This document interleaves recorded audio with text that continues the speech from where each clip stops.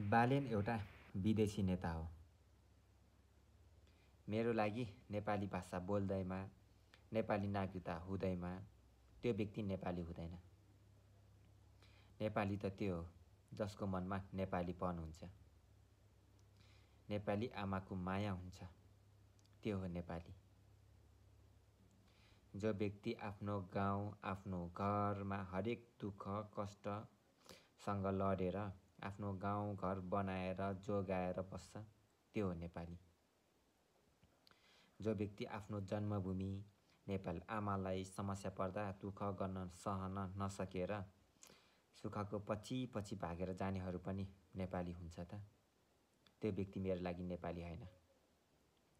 जो आफ्नो गाउँघरमा दुःख कष्ट सहन नसकेर सुखको पछि पछि भागेर जाने मान्छेले यो देश बनाउँछ भनेर के विश्वास गर्नु।